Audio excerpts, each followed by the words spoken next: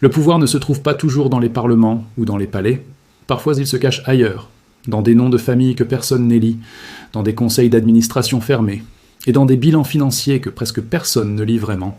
Ce que je vais vous raconter ce soir est caché en pleine lumière, partout en Europe.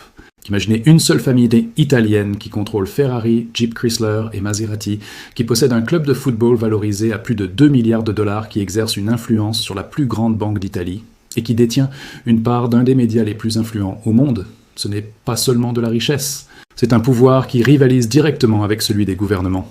Et pourtant, la majorité des gens n'ont jamais entendu leur nom. Bienvenue sur Histoire en Finance, la chaîne qui révèle les forces invisibles, là où elle, histoire, et elle, argent, se rencontrent pour façonner le destin des nations, sans jamais passer par les urnes. En Italie, le pouvoir change rarement de main, il se transmet. Pendant des siècles, il est passé des palais aristocratiques au conseil d'administration des grandes entreprises. Certaines familles ont toujours tiré les ficelles dans l'ombre, les Benetton dans les infrastructures, les Pirelli dans l'industrie, les Berlusconi dans les médias, mais aucune ne peut rivaliser avec les Agnelli. Les Agnelli ne sont pas simplement riches, ils sont la véritable royauté industrielle italienne. Ils n'ont pas seulement bâti des entreprises, ils ont transformé l'économie en pouvoir durable. Tout commence par un nom, Fiat. Fiat n'est pas qu'un constructeur automobile, c'est le moteur de l'Italie moderne. À son apogée, les entreprises de Gianni Agnelli représentent près de 8% du PIB italien. Quand Fiat prospère, l'Italie respire. Quand Fiat vacille, toute l'économie tremble. Mais avant cet empire, les Agnelli n'étaient qu'une petite famille de Turin, portée par une idée que beaucoup jugeaient irréaliste. Nous sommes en 1899. L'Italie est une jeune nation. Les routes sont rares, les voitures presque inexistantes. C'est dans ce contexte qu'apparaît Giovanni Agnelli, ancien officier militaire avec une vision tournée vers l'avenir. Alors que d'autres regardent vers le passé, lui parie sur les moteurs, la vitesse et l'industrie.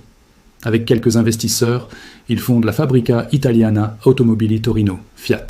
En 1900, 35 ouvriers produisent 24 voitures. Il n'y a ni marché, ni demande. Giovanni Agnelli ne répond pas à un besoin existant. Il crée une industrie. La croissance est rapide. En 1904, la production est multipliée par 5.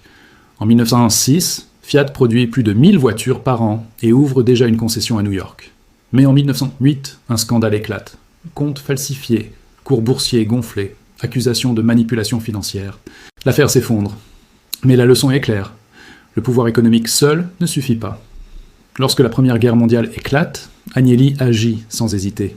Fiat devient une usine de guerre. Camions, chars, moteurs d'avion, armes. Plus de 30 000 employés travaillent pour l'effort militaire. Les profits explosent et les accusations aussi. Pour se protéger, Agnelli entre en politique et finance un homme en pleine ascension, Benito Mussolini. Lorsque les enquêtes menacent Fiat, Mussolini les fait disparaître. Dans les années 30, Fiat domine l'industrie italienne. Pendant la Seconde Guerre mondiale, ses usines produisent pour le régime fasciste et pour l'Allemagne nazie. Mais lorsque la défaite approche, Giovanni Agnelli change discrètement de camp et se rapproche des Alliés. Après la guerre, ses biens sont brièvement saisis. Mais Fiat est jugé trop essentiel pour être démantelé. La famille survit. Encore une fois.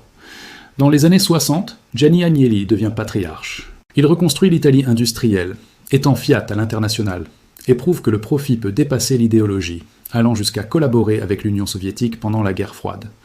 Sous son règne, Fiat absorbe Ferrari, Alfa Romeo, Lancia et Maserati. Des villes entières dépendent de ces usines. Un emploi chez Fiat signifie stabilité et statut social. Mais Gianni Agnelli comprend une chose essentielle. L'industrie ne suffit plus. Lorsqu'il tente d'acheter Citroën, Charles de Gaulle bloque l'opération. La leçon est claire, le contrôle du récit compte autant que le contrôle des usines. Via Exor, les Agnelli investissent alors dans les médias, notamment avec une participation dans The Economist. Ils consolident aussi un pouvoir culturel puissant. La Juventus pour la loyauté populaire, Ferrari pour le prestige mondial.